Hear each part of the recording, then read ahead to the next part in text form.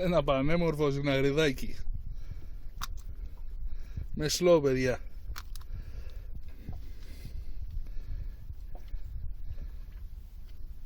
Πανέμορφη δεν είναι? Κοπέλα μου. Αφιερωμένη στην όμορφη γυναίκα μου. Βάλ' τα κάρβουνα, έρχομαι. Πώς θα γίνει τώρα?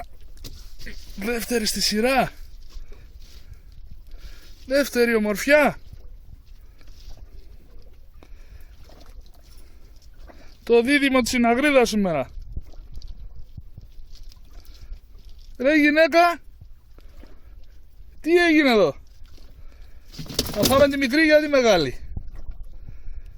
Βάλε και άλλα κάρβουνα. Keep chicken, παιδιά. Είπα ότι η Συναγρίδα είναι μεγάλη. Παιδιά, εξελίσσεται σε thriller και δυστυχώς δεν έχω την κάμερα μαζί μου. Το απόγευμα εξελίσσεται σε thriller. Κοιτάξτε εδώ που το πιάσα. Η Συναγρίδα είναι 6 κιλά και φαίνεται μωρό. Ωχ, Παναγία μου, Χριστέ μου. Κοίτα που κρατάει το ιτζίκου.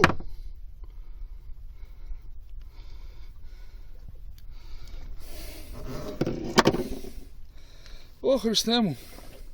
Παιδιά, το καλαμάκι έχει πολλά γκάζια. Πολλά γκάζια αυτή η εταιρεία. Πολλά γκάζια αυτή η εταιρεία.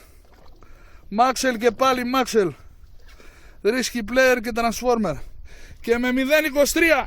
Με 0.23, παιδιά. Αφιερωμένο σε όλους τους φίλους, τους καλούς του Fishing Point. Ένας φάκραρος. Κάνα δεκάρι. Keep jigging, παιδιά.